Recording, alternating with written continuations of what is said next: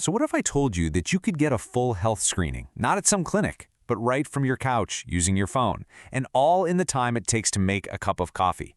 Well, that's exactly the tech we're going to break down right now. I mean, just let that sink in for a second. An entire afternoon of tests and waiting rooms, all of that, just crunched down into a single minute on your phone. And, the reason I sound so sure about it is, well, I actually did one this morning. All right, so let's get into it.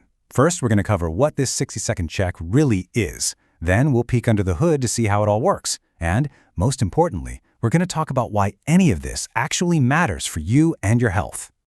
Okay, before we go any further, we have to get something crystal clear. On the left, this is what we're talking about. It's a screening. It helps you create a baseline for your health. And maybe it gives you a little push to act if something seems off. But, just as important, look at what this is not. This is not a diagnosis. It is definitely not medical advice, and it is absolutely 100% not a replacement for your doctor. Think of it as a new tool, not the whole toolbox.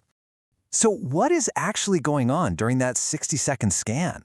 I mean, how on earth can your phone's camera and microphone pull any real health info just by looking at you? Come on, let's pop the hood and see what's happening.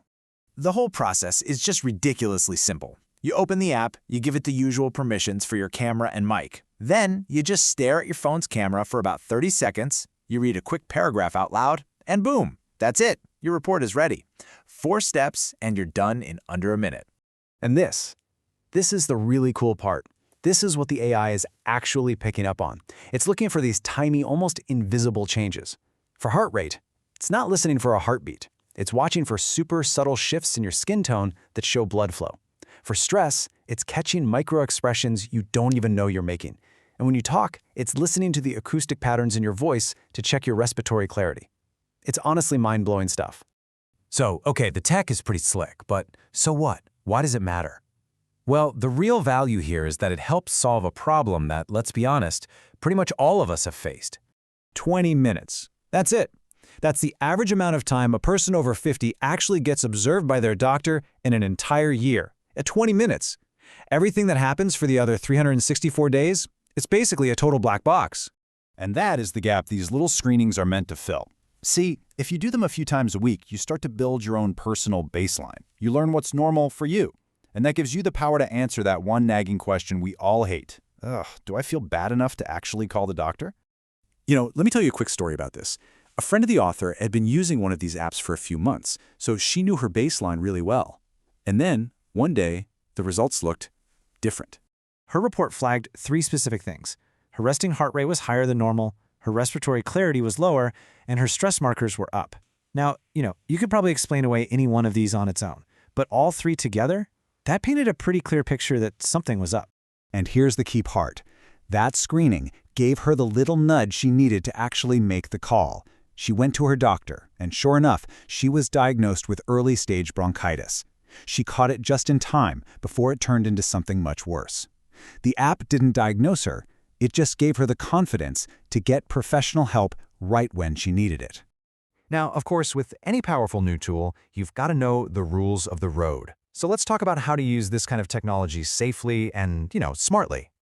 There are 3 really, really important things to remember. Number 1, and this is non-negotiable. If you're in a real emergency, call a doctor, period. Don't mess around with an app. 2, don't freak out over one weird reading. It's just one piece of data, not a final judgment. What you're looking for are trends over a few days. And 3rd, be smart about your data. This is your health info, so make sure you pick an app with a really clear and strong privacy policy. Okay, so let's zoom out for a minute because this isn't really just about one cool app. This is part of a much bigger change in how we even think about healthcare. There's this idea called ambient medicine. And the thinking is that healthcare isn't just a thing that happens inside a clinic anymore. It's becoming part of our environment. It's on our phones, on our wrists, in our homes. This ambient layer isn't here to replace the clinic. It's here to get us ready for the clinic. It helps us know when it's really time to go. For most of human history, we only really got a good look at our health when something was already wrong. But now, we have the power to see a daily signal of how we're doing, and that constant stream of information, that's the real change here. The only real question left is whether we're ready to accept it. So if you're even a little bit curious, honestly, the best way to understand this is to just try it. The author mentioned an app called Bina.ai as a good place to start. So maybe download that or find another one like it. Do a scan today, do another one tomorrow, and just see what you learn. It might be the start of a really powerful new habit. Thanks for hanging out with me.